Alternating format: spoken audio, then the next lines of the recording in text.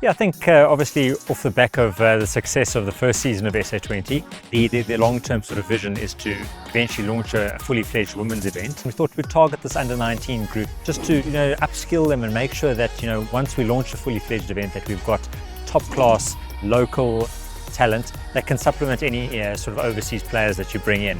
I think we've all been talking about it. I mean, the Protea ladies has done so well at the World Cup, and we reached the final without a fully fledged T20 competition league, with a league like that there, and getting international players, coaches, whoever it may be involved in a tournament like this here at home is only going to strengthen our cricket.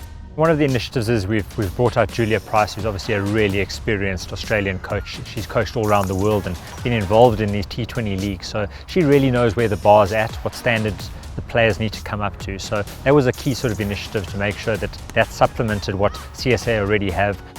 Yeah, it's always really exciting seeing what's coming up in the future. I was lucky enough to be at the Under-19 World Cup this year, so I got a little bit of an insight into what's happening here in South Africa. So the fact that they've got this talent camp happening is allowing the girls to really show their skill sets and what they can and can't do. Have a group of past players and former male and female players as well here coaching them, being able to be seen in this pathway so that they can aspire to be whatever they want to be in the future. It's actually amazing learning from Australian coaches and South African coaches. That combination brings a huge amount of experience to learn from them. Well, I mean, it's definitely a very big experience. Obviously taking in everything they're saying and learning as much as I can. We've looked at best practice from across the world, what's happened in the Women's Big Bash, what's happened in the Women's IPL, what's happened in the 100 in their men's and women's competition, and sort of track to make sure that we have a viable, sustainable product that is of a high standard.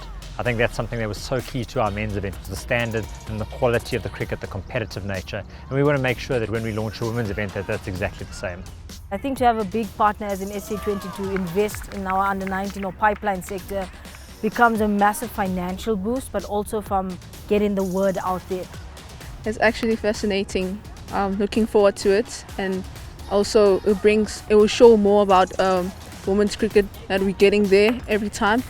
And actually, I think it will be a great opportunities for a lot of players like us, the youngsters coming up, and also international players. Well, that's going to be very, very big. I think it's just going to be so good to bring new women and get them to learn new games, and it will also bring new girls together and obviously new friendships and stuff.